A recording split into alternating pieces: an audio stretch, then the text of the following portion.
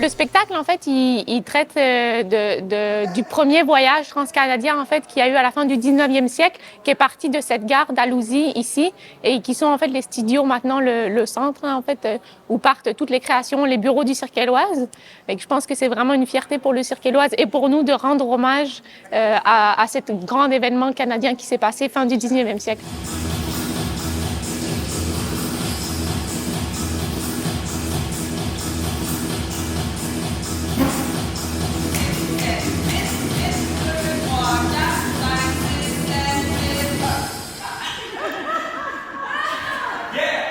Mon personnage, je l'appelle Héloïse, puis c'est un des personnages principaux là, du spectacle qui est avec Charles.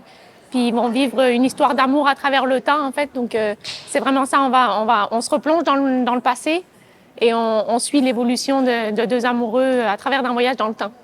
On avait un terrain de jeu vaste, c'est-à-dire des équipements pour réussir à faire du vidéo mapping. Déjà, ça, c'est une plus-value de la salle dans laquelle on travaille.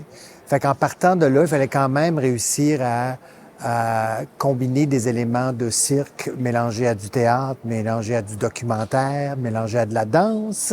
Puis tu as essayé de créer quelque chose, un amalgame de toutes ces formes d'art-là et de créer un événement autour de ça.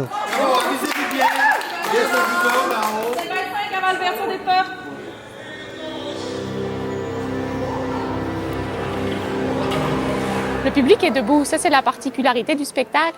C'est sûr qu'on va créer vraiment une connexion entre eux. Là. On va vraiment être très proches, ils vont avoir la chance de nous voir passer vraiment très proches, de vivre les expériences avec nous. Fait que c'est déambulatoire. Ils peuvent changer leur perspective. Ils peuvent se déplacer dans l'espace pour avoir un autre point de vue. Ça, c'est une nouveauté. On essaie quelque chose. Puis à un moment donné, on traverse à la fin du 19e siècle. On fait une traversée vers le 28 juin 1886 comme un Back to the Future québécois. On s'en va dans le passé, aller visiter qu'est-ce qui s'est passé cette journée-là, dans un voyage complètement imaginaire de ce que ça pouvait être voyager en train en 1886. Après ça, c'est le casting qui a fait le reste, c'est-à-dire trouver des artistes qui pouvaient bien raconter les différents éléments. C'est que c'est pas juste une installation, c'est qu'on a un rapport humain à travers des prouesses de jeu, de poésie, de comédie. Ce qui fait c'est vraiment un amalgame de toutes sortes de styles. Et c'est intéressant à ce niveau-là, comme metteur en scène, de dire on met tout dans un déploiement. On n'a pas l'occasion de faire ça souvent. Là. Tout le monde ensemble, on embarque pour une heure de spectacle, puis on rêve, on s'amuse. Il y a beaucoup d'humour, il y a beaucoup de chorégraphie, c'est très léger. C'est sûr qu'on ressort avec de la bonne humeur.